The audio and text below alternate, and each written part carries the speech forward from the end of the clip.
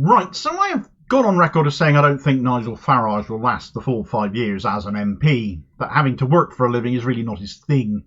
But even I thought he'd last longer than 2 weeks before disappearing, but disappearing he is, off to America. Sod the people of Clacton who elected him. Too bad if they need him to discuss something or other in a surgery, because Donald Trump needs him.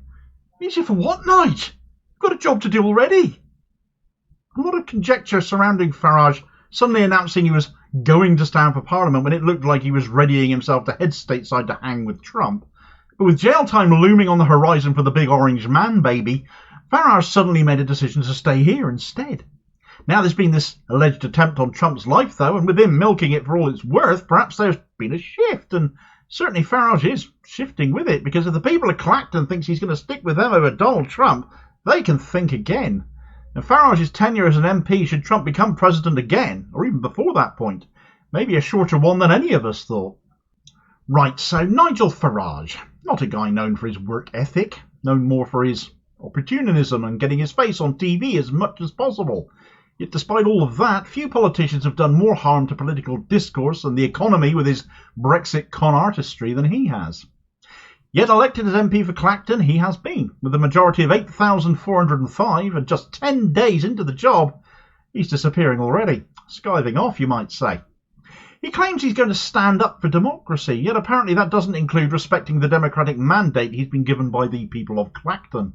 He's rushing off to attend the Republican Party convention to be held in Milwaukee instead, and perhaps his comments regarding this are giving away his true intentions. Next week, I will be travelling to Milwaukee to the Republican convention. I do so to support my friend Donald Trump. As we head into the later stages of an era-defining election, he is the favourite to win. And after today's heinous attacks, he will win. Oh, so all of a sudden he's now guaranteed to win, is he? Certainly I think this alleged assassination attempt will only have helped Trump, not to mention the ongoing mess Joe Biden is making of matters from his side, his mental capacity constantly coming into question. But equally, if this attempt on Trump's life, as many still suspect, and it is all still a matter of investigation of course, that Trump might have set this up, well, the fact such a thing is even believable of the man should bring his own mental health into question, frankly. Farage looks set to head off stateside to work with Trump and a Trump-led administration until all the subsequent lawsuits Trump was involved with began to fall apart for him, at which point jail started to look a lot more likely. The money was disappearing too.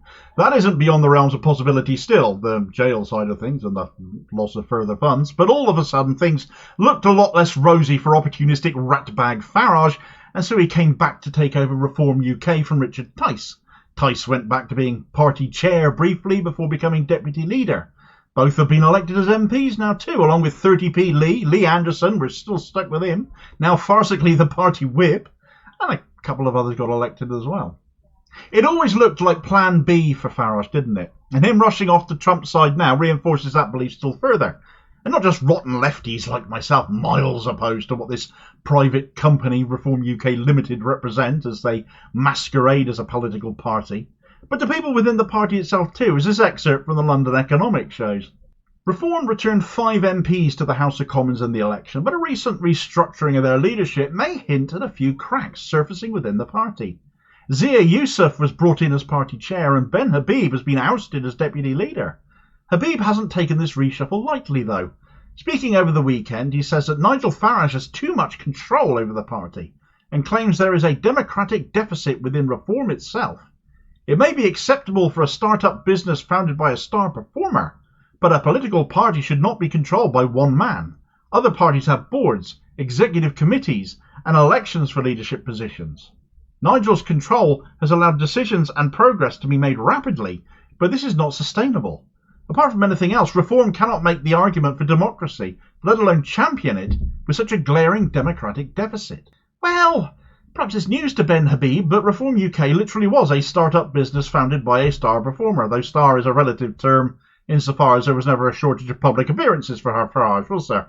Ratings winner that he was with the mainstream media. The bile he spouted not nearly as big a concern to them. But it has remained as such ever since. Reform UK is not a political party.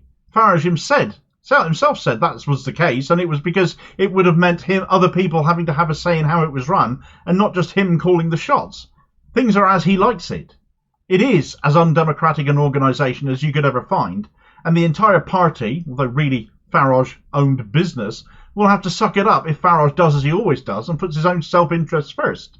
And if that means disappearing off to be Trump's new sidekick in the US and stuff his job as an MP here, then so be it, sucks to be them. But Farage heading off to this rally to show his support for Trump in his time of need, I mean, what's he going to do? Hold his hand? Donny only needs that for when he has a tricky set of steps to manage, doesn't he? Is he taking a big bandage to wrap Trump's head with to go full Van Gogh on the American people just to wring a few more sympathy votes out of them? Perhaps if he goes to the US permanently, he'll try and hang on as a Clacton MP. Who knows? I can just imagine people there boarding a plane to attend a constituency surgery, can't you? I'd almost consider it a bonus in a strange sort of way, because I have absolutely no problem with Farage bogging off to the US. It's him coming back again that bothers me even more. But whilst the London Economic is critical of Farage, you just knew there would be a right-wing rag more than happy to let Farage tell his side of the story without a second thought. And in this case it is, of course, the Tory graph. Farage has penned a piece for them entitled, "I'm flying to America to support Trump in this desperate hour." And again the question hangs in the air as to what exactly he's going to do to make any difference to it. Trump is already making hay out of this whilst the sun shines, but Farage make no bones about who he blames for it all, of course, that being the left. The byline of his piece happens to read, "He's had a narrow miss. It's a miracle. I implore the left to think very carefully about how they seek to play politics." So it's all my fault, people like me, is it? The 20-year-old assailant, Thomas Matthew Crooks, was wearing the merchandise of a pro-firearms YouTube channel and was a registered member of the Republican Party. That's Trump's party. You only have to have a cursory scroll through Trump-centric TikTok circles as well to see the number of deranged MAGA-worshipping idiots talking what-ifs. What if the bullet didn't miss by an inch? Smack-talking at Democrats as if they were responsible. Getting giddy at the idea of going to war against them, literally against their own fellow Americans.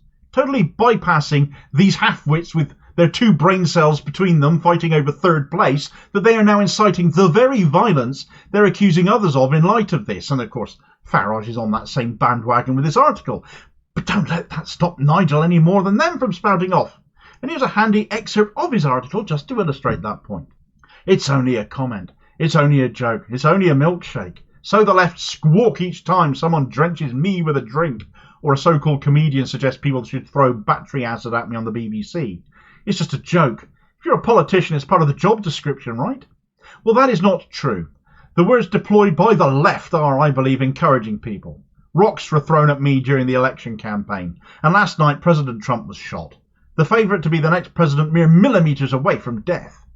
The Be Kind Brigade must now realise that their language has an impact. It has become commonplace amongst the media elite to view Trump as an authoritarian fascist. It is now so normal to hear that those of us on the right who care about our countries are somehow authoritarian dictators. Trump has only ever cared about himself. It was not a lefty that shot Trump, and comparing that to you being ridiculed at the receiving end of dairy products is not the same thing either. This is you, yet again, being given a platform to spout falsehoods and weaponise an alleged assassination attempt to sow discord and attack the political polar opposite of everything you yourself stand for, that the shooter stood for, given his political associations, and of sanctioning such things. Of course we do not think and believe in those things that you speak about there, Nigel. If you really want to hurt Trump, you take his money off him. You take his toys away. You lock him up for provoking an insurrection, perhaps. You certainly deny him the presidency again. The one thing you don't do is make a martyr out of him. You don't deify him, and his death would have done that. And the political fallout from it would have been immense. The only reason Farage is going to America is the same reason Trump is running for president. Power, prestige and position for he himself personally now, because he's sniffed an opportunity for himself once again. If Trump gets elected again, you will not see Farage for dust in Clacton again. Of that I'm very sure.